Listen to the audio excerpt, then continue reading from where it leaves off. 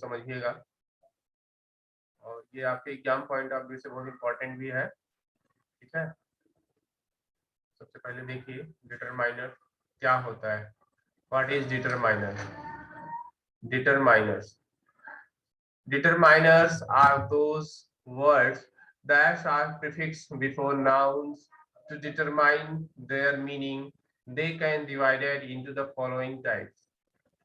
जो determines होता है बेटा, वो जस्ट नाउन के बिफोर, नाउन यानी कि संज्ञा, नाउन हो या प्रोनाउन हो, ठीक है, दोनों हमारा सब्जेक्ट के रूप में आता है बेटा, दोनों हमारा सब्जेक्ट के रूप में आता है। और जस्ट इससे पहले सेंटेंस में जो भी आता है, आर्टिकल आए चाहे कुछ भी आए, वो हमारा डिटरमाइनर कहलाता है।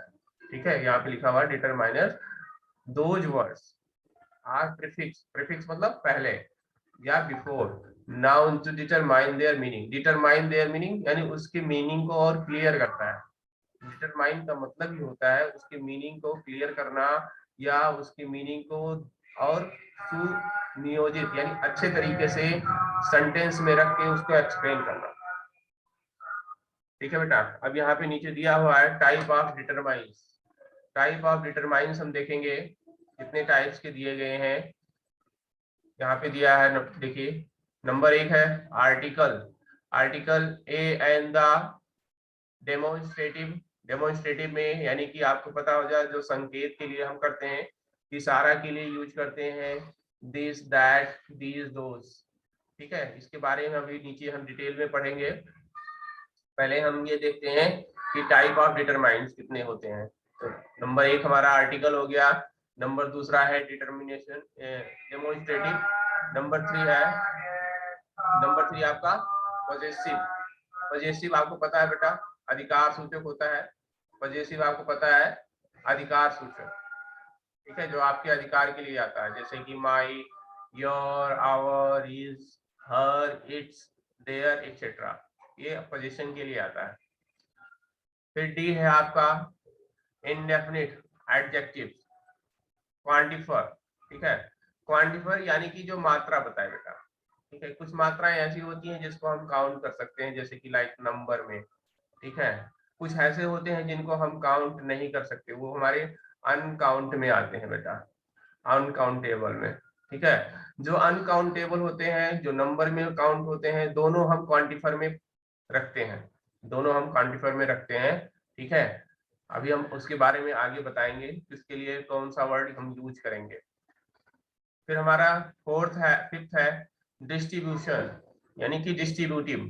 किसी भी चीज को हम जब डिवाइड करते हैं तो किस कैटेगरी में रख के उसको डिवाइड करते हैं, all, each, every, both, neither, either, other, another, enough, most, several, one, two, etcetera. ठीक है, तो ये सब भी जो है डिस्ट्रीब्यूशन के अंदर आते हैं बेटा। इनको हम अभी आगे देखेंगे कि इनका यूज कैसे कैसे होता है। लास्ट है इंटेरोगेटिव। इंटेरोगेटिव जो भी है, ये आपके क्वेश्चनिंग वर्ड, यानी जो WS से शुरू होते हैं। WS फैमिली के जितने भी वर्ड्स होते हैं बेटा, जैसे कि व्हाट हुआ, आपका हु हुआ, whom हुआ, ये जो भी है WS फैमिली से बिलोंग करने वाले जितने भी वर्ड हैं वो सारे आपके इंटेरोगेटिव में आते हैं। ठीक है, जरूरी नहीं है कि यही आए, इसके अलावा हेल्पिंग वर्ब से भी स्टार्ट होने वाले जो सेंटेंस होते हैं वो भी आपको इंटरोगेशन लेते हैं, वो भी आपके क्वेश्चनिंग लेते हैं। अब आइए हम थोड़ा सा डिटेल में पढ़ते हैं इनके बारे में कि इनका यूज कब कब कहाँ कहाँ कैसे कैसे होता है। फर्स्ट है बेटा आर्टिकल। आर्टिकल कह रहे हैं वी ऑलरेडी नो, जैसा कि हम जानते हैं that there are 3 articles, 3 articles होते हैं, a and the. Of this a and the are indefinite article, indefinite article, and while the is definite, यानी कि डेफिनिट आर्टिकल। डेफिनिट मतलब जो निश्चित हो, और इनडेफिनिट जो अनिश्चित हो। ठीक है, जैसे हम कहते हैं लॉयन, लॉयन है लेकिन अनिश्चित है कि कौन लॉयन है। ठीक है, लेकिन द हम वही यूज करते हैं जो डेफिनिट होता है, निश्चित होता है, बिल्कुल पता होता है उसके बारे में। An article is placed before a noun. Article कहाँ प्लेस होता है सेंटेंस में? नाउन से पहले बेटा, नाउन के पहले। हाँ वेरी गुड बेटा। But if there is an adjective before a noun, अगर सेंटेंस में एडजेक्टिव आता है तो एडजेक्टिव से पहले ना है आर्टिकल हमारा लेता है। देखिए article is placed before the adjective, article before adjective, ठीक है। दिस इज माई पेन, जैसे कि माई क्या है, एक आर्टिकल, क्या है, एडजेक्टिव है, और पेन आपका नाउन है, ठीक है। तो इससे पहले हमारा आर्टिकल लेगा, ए लेगा या एन लेगा, जो भी है इसके अकॉर्डिंग लेगा। अब ए कहाँ लेगा, एन कहाँ लेगा, इसको थोड़ा सा मैं आपको बता दूं। बेटा ए तो आपको सबको पता है कि ए हमारा वही लेगा जहाँ पे साउंड हमारा कॉन्सोनेंट होगा, जहाँ पे साउंड हमारा कॉन्सोनेंट होगा, कॉन्सोनेंटल होगा। हाँ बेटा। और एन कहाँ लेगा, जहाँ पे साउंड हमारा वॉवेल्स में, वॉवेल का होगा, ठीक है, वॉवेल्स में। Vowel sound. लेकिन कई कई जगह ऐसे होते हैं कि एन का यूज हम वहां भी करते हैं जैसे जहाँ कॉन्सोनेंट्स वर्ड आते हैं, लाइक जैसे कि हमने लिखा एम ए, एम ए मान लो ये डिग्री है, तो उससे पहले हम क्या लगाएंगे, ए लगाएंगे कि एन लगाएंगे? एन लगाएंगे सर, क्योंकि सर वो एन। उसका जो हिंदी हिंदी साउंड है वो ए से शुरू होता है। हाँ नहीं, ए नहीं और लगाएंगे, यस सर, ए नहीं लगाएंगे बेटा, एन लगाएंगे, इसमें ए आपका रॉन्ग है। यस सर, वही हाँ एन वही तो बोल रहा हूँ सर, एन लगाएंगे। एन लगाएंगे बिल्कुल। क्योंकि ए से शुरू हो रहा है ना सर, हिंदी हाँ में बोले तो। अब इसका तरीका क्या होता है पहचानने का, हिंदी में आपने जो वॉवेल्स पढ़े हैं, हिंदी में जो स्वर पढ़े हैं बेटा, आ से लेके और अ तक, अ तक, ये इंग्लिश में भी फॉलो होता है। अगर सेंटेंस का प्रोनाउंसिएशन इनसे स्टार्ट होता है, अ से लेके अ के बीच में कोई भी हो, जैसे कि हमने एम में पढ़ा ना, तो एम में कैसे लिखते हैं, ऐसे लिखते हैं एम और ए, ठीक है। कई कई लोग कहते हैं यम ऐसे लिखते हैं, यम ये यमराज वाला यम है, ऐसे नहीं लिखते हैं। हम जो लिखते हैं यम ऐसे लिखते हैं, और इससे पहले क्या हमारा ये साउंड है, वॉवेल साउंड ले रहा है, ए, ये हम जो है यहाँ पे एन लगाते हैं, समझे? यस सर, क्लियर हो गया ना सभी को? Yes sir. Yes sir, A N yes sir. नहीं होना है, ऐसे ही ए एन चलेगा, ठीक है बेटा। फटाफट ज्वाइन हो जाइए, यस सर। एक और है बेटा।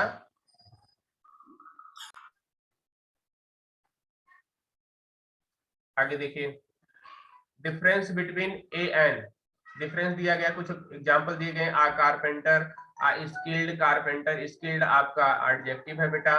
द बॉल, यहाँ बॉल क्या है, एक निश्चित है, इसलिए यहाँ दा लगाया गया। द हैवी बॉल, यहाँ आर्टिकल एडजेक्टिव है, फिर भी यहाँ आर्टिकल दा ले रहा है, ठीक है बेटा। डिफरेंस मैंने आपको बता ही दिया, इसमें ज्यादा आपको बताने की जरूरत है नहीं, डिफरेंस मैंने बता ही दिया।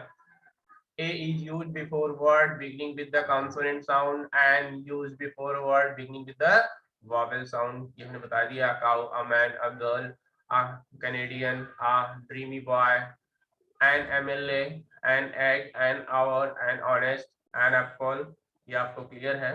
अब थोड़ा सा दा के बारे में देख लेते हैं, कुछ बच्चों के लिए दा एक तरह से चैलेंजिंग होता है, तो दा कहाँ से यूज होता है, देखिए दा is used following cases, पहले before the superlative degree, superlative degree आपको पता है, comparative, positive degree, comparative and superlative degree. Superlative degree जिसके यस लास्ट, सर। हाँ तो उससे पहले दा का, लास्ट में ईएसटी लगता है। हाँ ईएसटी लगता है, बिल्कुल बेटा, सुपरलेटिव में ईएसटी लगता है, और उससे पहले दा का यूज होता है। एक तो ये क्लियर मान लीजिए सभी लोग।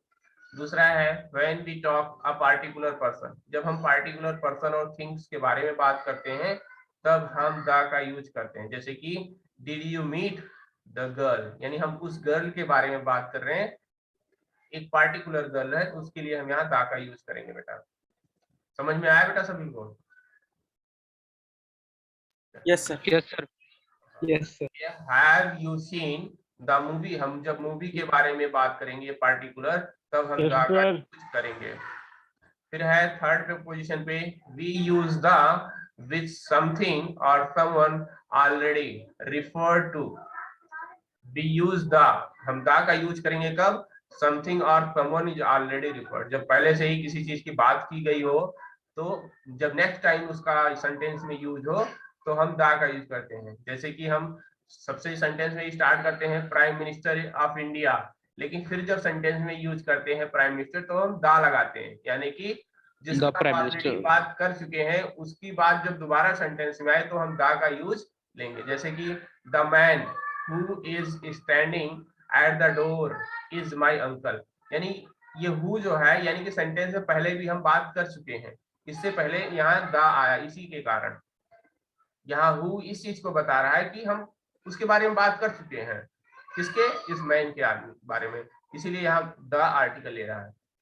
दिस इज द रिंग, ये वही रिंग है, यू गेव मी, आपने दिया था, यानी ये वही रिंग है जिसको पहले बात हो चुकी है, इसीलिए यहाँ पे ये द आया है बेटा। ठीक है, तो इस तरह से हम आइडेंटिफाई करेंगे कि इसकी पहले बात हो रही है सेंटेंस में कि नहीं हो रही है, तब हम द आर्टिकल का यूज करेंगे। फोर्थ पे है with a common noun when the noun represents the whole class। Common noun जब भी आएगा बेटा और पूरी क्लास की बात करेगा तब भी आप द का यूज करेंगे। जैसे कि एग्जांपल है the donkey is a beast of burden, beast of burden, तो यहाँ होल क्लास पूरे डंकी के लिए बात की जा रही है, इसीलिए यहाँ पे द का यूज किया गया है, यानी कि होल क्लास यानी पूरे जितने डंकी हैं, जितने डंकी के लिए समाज के लिए, डंकी समाज के लिए पूरे यहाँ द का यूज किया गया है। फिफ्थ नंबर पे देखेंगे बेटा when we refer holy books, holy यानी पवित्र बुक जैसे कि ग्रंथ, newspaper, geographical place, rivers, seas, ocean, well known building, mountain range, race, some countries, whole family, इन सब के लिए हम दा का यूज करते हैं। ये आप याद रखिएगा, इंपॉर्टेंट है बेटा, दा का यूज कहाँ कहाँ करते हैं। Holy book like Gita, the Arabian Sea, the United Kingdom, the Canadian, the Gandhis, the Aravallis पहाड़ी है, ये माउंटेन रेंज है। द टाइम्स ऑफ इंडिया ये एक न्यूज़पेपर है। द ब्रह्मपुत्र एक रिवर है। द रेड फोर्ट ये क्या है, वेल नोन बिल्डिंग है, तो इसके लिए यहाँ पे यूज किया गया है द का। तो ये एक इम्पोर्टेंट फैक्ट है, इसको याद रखिएगा सभी लोग। पढ़ाने के बाद ये वीडियो मैं आपको शेयर कर दूंगा और इसमें कुछ क्वेश्चंस भी हैं, उसको भी आप करिएगा। इसके बाद है use the, use the when there is only one something which is unique। The का यूज हम तब करते हैं जब कोई चीज यूनिक होता है, यानी कि उसके समान एक, दूसरा नहीं, एक, इसी को यूनिक कहते हैं। जैसे कि the sun, Yes, sir. The The moon. The earth, हाँ बिल्कुल, द मून भी होगा, द इक्वेटर होगा, द नॉर्थ पोल बिल्कुल, नॉर्थ पोल, हाँ द साउथ पोल बिल्कुल बेटा, बहुत सही। ठीक है, जो यूनिक होगा उसके लिए हम करेंगे। फिर है with adjective when those adjective are area used as noun. Adjective इसको पहले ही हमने बताया, एडजेक्टिव पहले आर्टिकल लेता है, एडजेक्टिव प्लस नाउन। जैसे कि द रिच, रिच ऑलवेज, ठीक है, एक्सप्लॉइट द पुअर। यहाँ पे रिच क्या है, एक कम्युनिटी है, कॉमन नाउन है, और ये क्या है, एडजेक्टिव भी है, एडजेक्टिव भी है, शो कर रहा है कि जो रिच पर्सन्स हैं वो पुअर को हमेशा एक्सप्लॉइट करते हैं सेंटेंस के अंदर। ठीक है, तो यहाँ ऑलवेज यानी कि हमेशा, ये ऑलवेज क्या है, एडवर्ब है, जो है एडजेक्टिव के साथ एडवर्ब जुड़ा हुआ है। ठीक है, तो इसी के साथ यहाँ पे द का यूज किया गया है।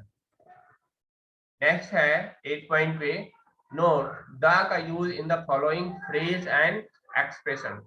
कोई भी फ्रेज हो या किसी चीज का एक्सप्रेशन देना हो तब हम द का यूज करते हैं। जैसे sold by the dozen, the dozen यहाँ पे एक्सप्रेशन के लिए दिया गया है। On the other hand, on the other hand expression के लिए यूज किया गया है। The more the mirror speak the truth, तो ये कन्वर्सेशन के लिए यूज करते हैं बेटा, अपनी बात को अच्छे से एक्सप्रेस कर पाने के लिए, और फ्रेज के अंदर ये आते भी हैं, अपनी बात को अच्छे से एक्सप्रेस कर पाना, इसके लिए हम दा का यूज करते हैं।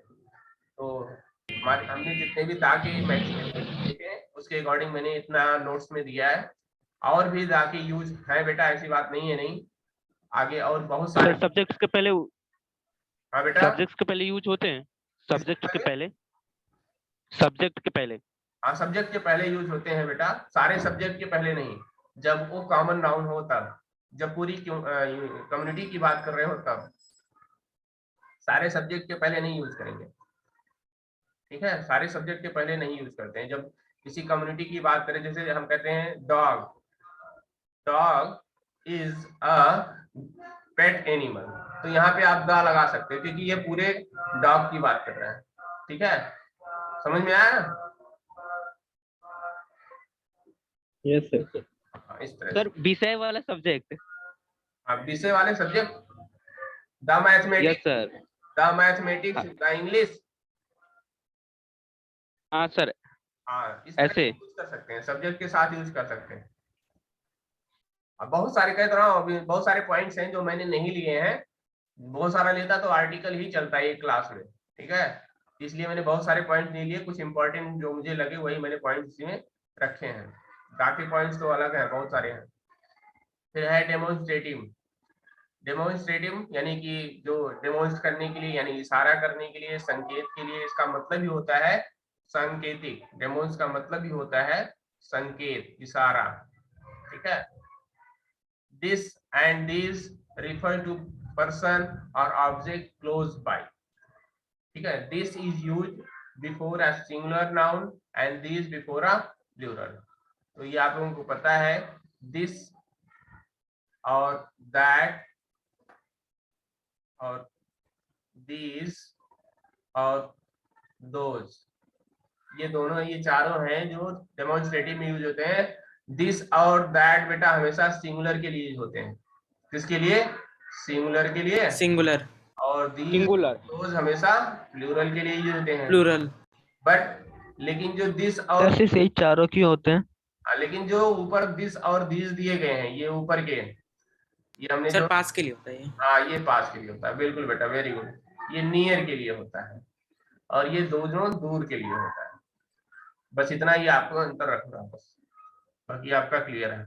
जैसे कि this dress has been stitched by the mother, ठीक है, ये ड्रेस यानी कि इशारा में बताया गया है कि this dress, these gifts are for you, ये जो गिफ्ट्स है ये आपके लिए, यानी कि ये नियर है इसके लिए। Second, that and those refer to person things at a distance, जो थोड़ी दूरी पर होता है, that is used before a singular noun and those before plural noun. That building was constructed long time back. Those birds are flying quite high. ठीक है, तो that यहाँ पे सिंगुलर है बिल्डिंग के लिए, those birds यहाँ प्लूरल है इसलिए यहाँ आर लगाया गया। This and that can be used before the uncountable noun.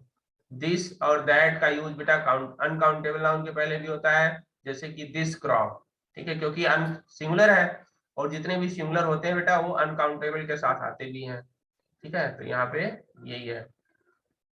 This that का यूज आप लोगों ने अच्छे से समझ लिया है। अब आइए समझते हैं पजेसिव। पजेसिव माने कि अधिकार, पजेसिव का मतलब ही होता है अधिकार सूचक, यानी कि जो भी है, माई है, मेरा है, तुम्हारा है, ये सब बातें, ठीक है। They are called possessive because they possess the noun that follow them, ये पजेसिव इसलिए कहते हैं क्योंकि ये पोजीशन को शो कर रहा है, अधिकार को शो करता है। नाउन यानी जो नाउन है सेंटेंस में, उसके पोजीशन को शो कर रहा है, जैसे कि हिज मदर, उसकी माँ, her book, my bag, their house, our work, your car, तो ये लोग आप अच्छे से आइडेंटिफाई कर पाओगे, इसमें कोई प्रॉब्लम नहीं आनी चाहिए आप लोगों को। सेकेंड है इसमें एक point, position can be used before both singular and plural noun, दोनों नाउन के आगे आता है, ठीक है। My chair, his wallet, your wallet, ठीक है, my chairs, her bags, her bed, तो यहाँ जरूरी नहीं है सिंगुलर के लिए आए या प्लूरल के लिए आए, पोजीशन दोनों के लिए आ सकता है, सिंगुलर एंड प्लूरल दोनों के लिए। समझ में आया बेटा? Yes sir. Yes sir. देखिए फोर्थ पॉइंट है आपका डिस्ट्रीब्यूशन। डिस्ट्रीब्यूशन का मतलब होता है वितरण, इसका मतलब ही होता है वितरण, यानी कि आपका जो आता है डिटरमाइनेंट, ये यहीं से आता है, ज्यादातर एग्जाम में यहीं से आते हैं, ठीक है, यहीं पे बच्चे गलत करते हैं। ठीक है, इसी सेक्शन को आपको अच्छे से समझना है। आर्टिकल उतना इम्पोर्टेंट नहीं है, ना तो आपका हमने पोजीशन भी उतना इम्पोर्टेंट नहीं है, ये डिस्ट्रीब्यूशन ही आता है एग्जाम में, यही आपको अच्छे से समझना है। देखिए ध्यान से, ईच और एवरी, ईच और एवरी का दोनों का मतलब होता है एक, ठीक है, लेकिन उसका अंतर क्या है? Each is used in speaking of 2 or more person or things. It signifies the individual in a limited group। एक लिमिटेड ग्रुप में दो या दो से ज्यादा के लिए ईच का प्रयोग करते हैं, जैसे कि each child was dressed beautifully। Each child यानी कि ढेर सारे चाइल्ड हैं, एक से ज्यादा चाइल्ड हैं, उनमें से हर बच्चा जो है ड्रेस्ड है ब्यूटीफुली, यानी सुंदर तरीके से ड्रेस पहना हुआ है। ठीक है, तो उनमें से हर एक बच्चा, ठीक है। अब यहाँ ईच मतलब उनमें से एक, सब में से एक। अब एवरी का मतलब सारे, एवरी का मतलब सारे, एक की बात नहीं कर रहा, दोनों में अंतर होता है, ध्यान से समझिएगा। ईच इंडिविजुअल, इंडिविजुअल मतलब प्रत्येक यानी एक की बात कर रहा है। From a group shall be given a ration, यानी कि पूरी भीड़ में एक ही का बात, एक ही की व्यक्ति की बात की जा रही है, इसीलिए यहाँ पे बताया गया है ईच। फिर है second B every. Every is used to speak of more than two, यानी दो से ज्यादा, जब दो से ज्यादा। और ईच में हमने क्या पढ़ा? ईच में हमने क्या पढ़ा कि दो भी हो तो भी कोई दिक्कत नहीं। ईच में हमने पढ़ा कि दो भी हो तब भी ईच का प्रयोग करेंगे, लेकिन एवरी का यूज क्या है? दो से ज्यादा हमेशा होना चाहिए। It signifies a large of indefinite number, यानी लार्ज नंबर में हो, जैसे कि every child should obey the rule, यानी सारे चाइल्ड कम्युनिटी की बात कर रहे हैं यहाँ, पूरे बच्चे जितने समाज में बच्चे हैं सबके लिए। Every Indian should be proud of his या हर कंट्री, यहाँ एवरी इस तरह से आएगा। ठीक है, आपसे में पिछली बार दिया था आपके फर्स्ट टर्म में, कई बच्चे गलत करके आए थे, जबकि सिंपल उसका आंसर ईस्ट था। जब सिंपल आंसर ईस्ट था, कई बच्चे गलत करके आए थे।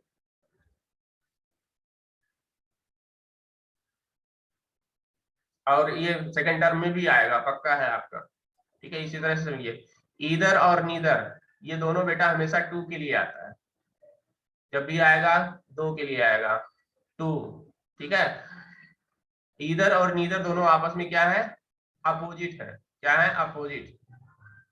ये भी आ गया। अपोजिट। हाँ, जब भी है अपोजिट है। It has two meaning, any of two different things or person, you can take either rod, any one rod. ठीक है, यानी दो रोड है, उनमें से क्या है? इधर एक रोड आप ले सकते हो, कोई एक। Beautiful landscape is there on either side of a museum, on both side, both the side, यानी ब्यूटीफुल लैंडस्केप है, देयर इज ईदर साइड, यानी कि किसी भी साइड, म्यूजियम के दोनों साइड हो सकते हैं, लेकिन होगा एक ही, इसीलिए यहाँ ऑन बोथ साइड लिख दिया है।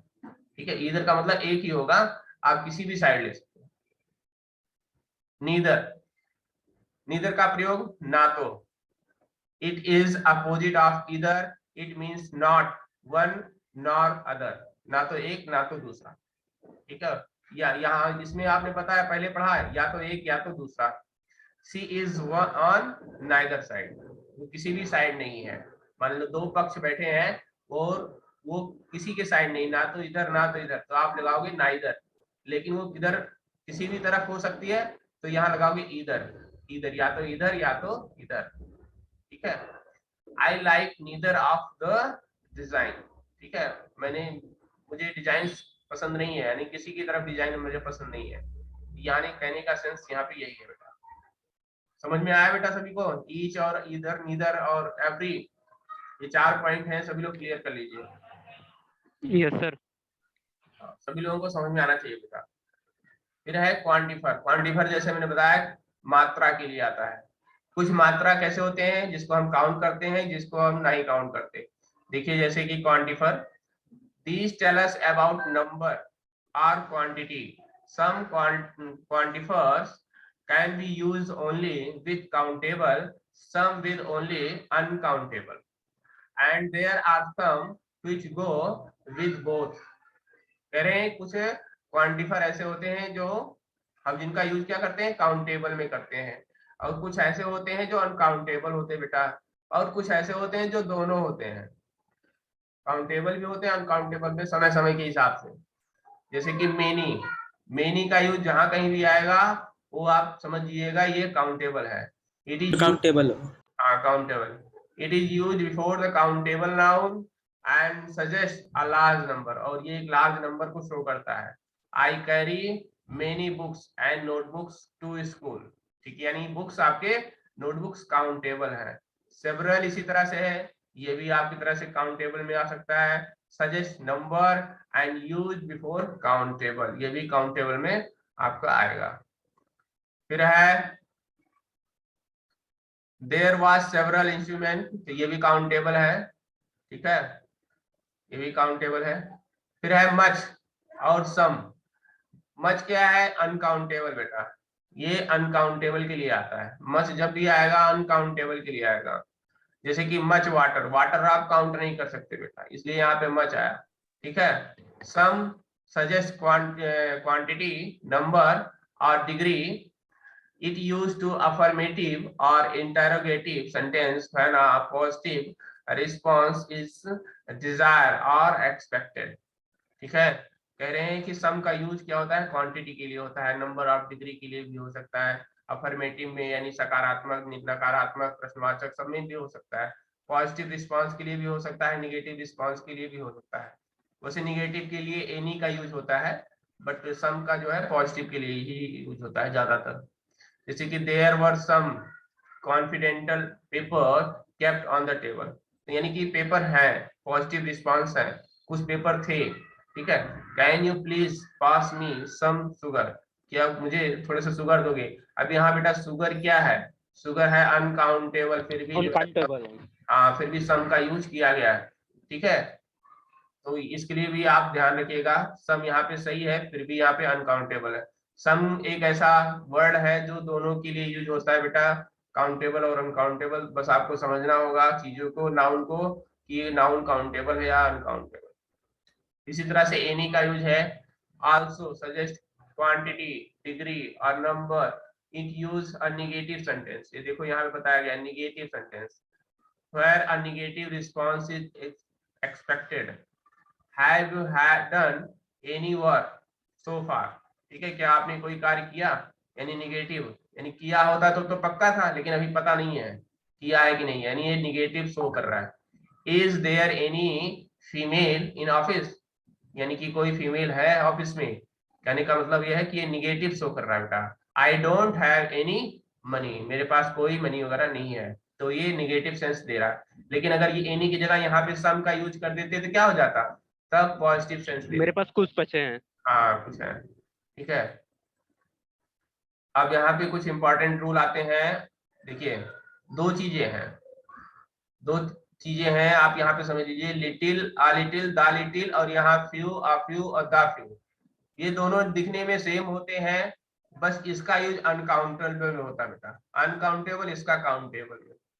बस अगर आपने एक समझ लिया, little, a little, the little, तो a few, the few, few आप समझ जाओगे। लिटिल और फ्यू दोनों का मतलब होता है निगेटिव, ना के बराबर। जैसे आपने अपने पड़ोसी में गए दूध मांगने, तो उसने कहा मेरे पास बिल्कुल दूध नहीं है, तो आई हैव लिटिल मिल्क, ठीक है।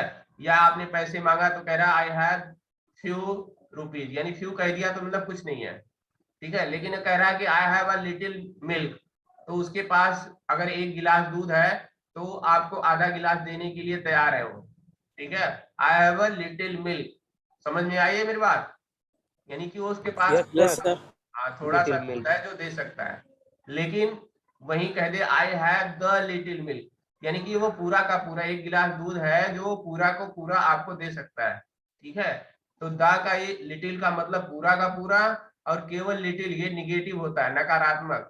ये आ लिटिल ये पॉजिटिव होता है, द लिटिल जो होता है ये कंप्लीट होता है।